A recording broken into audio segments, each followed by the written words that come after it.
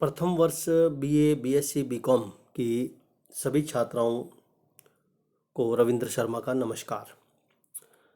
आज हम सामान्य हिंदी के अंतर्गत पत्र लेखन के अनुस्मारक से संबंधित अध्ययन करेंगे। पत्र लेखन आपके सिलेबस में इकाई 5 के अंतर्गत आता है और यह 5 अंक का है। इस पत्र लेखन के अंतर्गत आपसे किसी एक पत्र से संबंधित उसके तथ्य, उसकी विशेषताएं और एक पत्र से संबंधित एक प्रश्न भी दिया हुआ होगा जिससे संबंधित आपको उस पत्र को लिखना होगा। तो किसी भी पत्र को जब आप लिखें परीक्षा में, तो उससे पहले उसकी विशेषताएं क्या होती है उसके बारे में आप उसको बताएं परीक्षक को, तो वो बहुत ज़्यादा अच्छा रहेगा। इस संबंध में मैंने पूर्व में आपको पत्र लेखन के अंतर्गत सबसे पहले मैंने कार्यालय पत्र और उसकी विशेषताएं, कार्यालय पत्र, इन सब तथ्यों के साथ साथ कार्यालय पत्र का उदाहरण भी मैंने आपको प्रस्तुत किया था। कार्यालय पत्र के पश्चात व्यक्तिगत एवं सामाजिक पत्र, इनका अध्ययन आपको करवाया गया और तीसरे भाग के अंतर्गत पत्र लेखन के मैंने आपको अर्धशासकीय पत्र की विशेषताएं बताई थी। इन सभी अध्यायों से संबंधित मैंने आपको इनकी प्रमुख विशेषताएं एवं इनके उदाहरण आपको प्रस्तुत किए थे। आज अध्याय 4 के अंतर्गत हम अनुस्मारक का अध्ययन करेंगे। अनुस्मारक को अंग्रेजी में हम रिमाइंडर कहते हैं। किसी भी जो पत्र है, उस पत्र के पश्चात जब उसके एक सरकारी कार्यालय से जब उसका एक जवाब नहीं आता है और तब उसके पश्चात उसी पत्र से संबंधित एक रिमाइंडर दिया जाता है। यह रिमाइंडर हिंदी में अनुस्मारक कहलाता है।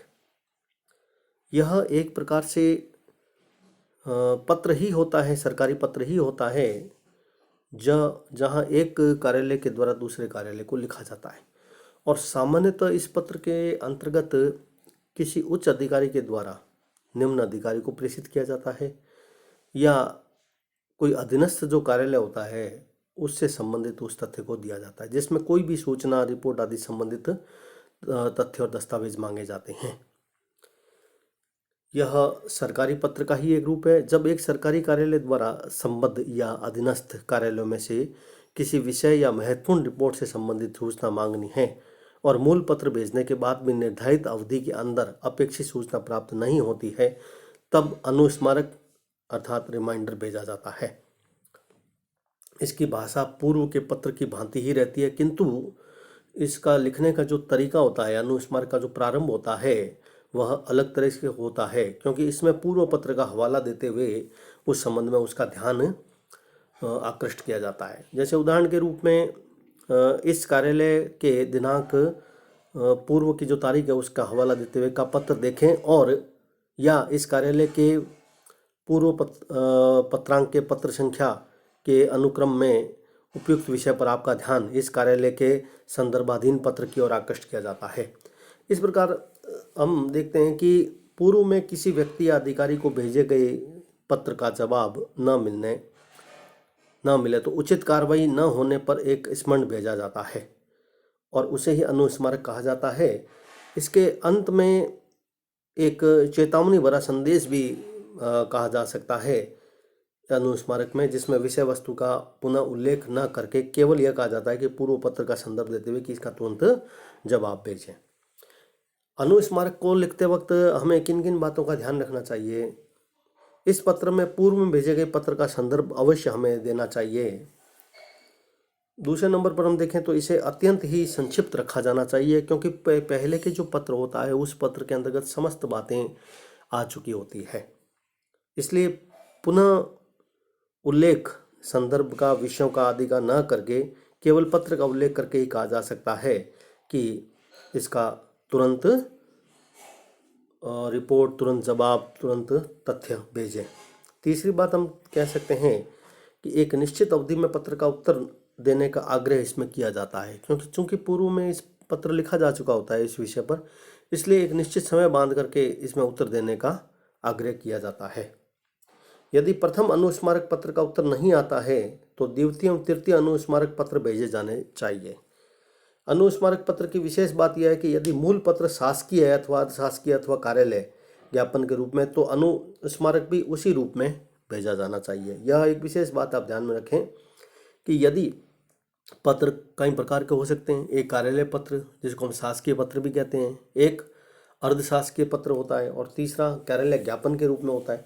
तो यदि हम पूर्व में किसी भी सरकारी विभाग को, कार्यालय को हमने ज्ञापन किसी भी रूप में जो हमने पत्र भेजा है, तो वह उसी रूप में वह रिमाइंडर यानी अनुस्मारक भेजा जाना चाहिए, तभी वह सार्थक रहेगा, क्योंकि उससे उस पत्र की जो प्रकार है, उसका जो तथ्य है वह स्पष्ट हो जाता है। सबसे पहले इस पत्र को जब लिखते हैं तो सबसे पहले कार्यालय का नाम एवं पता हमें मध्य में लिखना चाहिए। फिर हमें बाईं ओर पत्र क्रमांक और दाईं ओर दिनांक लिखना चाहिए, और मध्य में हमें अनुस्मारक से संबंधित जो महत्वपूर्ण तथ्य है दिनांक आदि का, उसका उल्लेख किया जाना चाहिए। यानी जो मूल विषय वस्तु है वह मध्य में लाकर फिर अंत में हम बाईं ओर जो पत्र जिसके द्वारा भेजा जाता है, जिसको हम प्रेषित कहते हैं, उस अधिकारी का पद और पता होना चाहिए। अब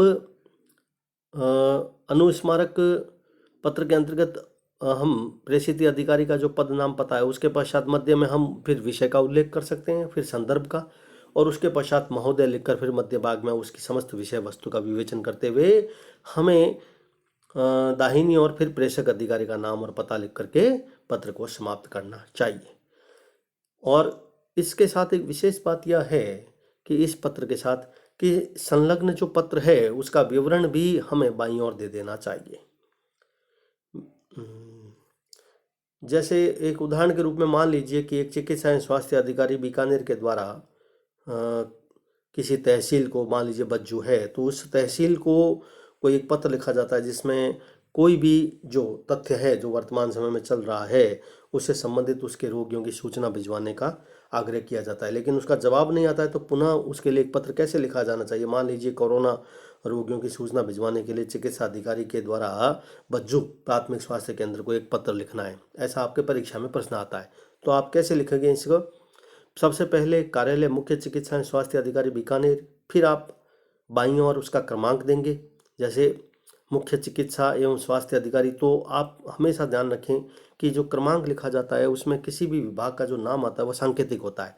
जैसे मुख्य चिकित्सा स्वास्थ्य अधिकारी तो मु ची ए स्वा अ, केवल इतना ही होगा, ऑब्लिक बीका 2021, और उसके पश्चात पत्र का क्रमांक, जो पत्र आपके पहले से ही उसमें चल रहे हैं भेजे जाने वाले उस डिस्पैच में, तो आपको उसका क्रमांक लिखना है 703 जो भी होता है उसके अंतर्गत। जैसे फिर उसके पश्चात आप दाहिनी ओर दिनांक, फिर पुनः इस बात को ध्यान में रखें कि पुनः आप बाईं ओर इस तथ्य को ध्यान में रखें कि सबसे पहले चिकित्सा अधिकारी, कौमा प्राथमिक स्वास्थ्य केंद्र, कौमा बज्जू तहसील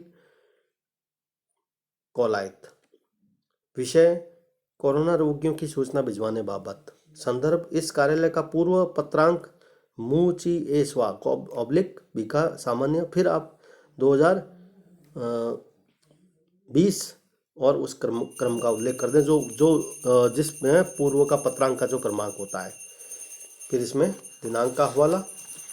उसके पश्चात आप बहुत संक्षिप्त में इस पत्र को लिखें, जैसे महोदय कृपया हमारे पूर्व उक्त पत्र का अवलोकन करें, इसका उत्तर आज दिनांक तक प्राप्त नहीं हुआ, जबकि यह सूचना सरकार को भिजवाई जानी अत्यंत जरूरी है, जिसे आगामी विधानसभा के सत्र में भी प्रस्तुत किया जाना है, अतः वांछित सूचना अविलंब भिजवाने का श्रम करें। संलग्न संदर्भित प्रति की पत्र की छाया प्रति जो पूर्व में पत्र दिया हुआ होता है, फिर दाहिनी ओर हस्ताक्षर जो मुख्य चिकित्सा स्वास्थ्य अधिकारी के द्वारा जो भेजा जाता है उनके होंगे बीकानेर। इस तरह से इस पत्र को लिखा जाता है।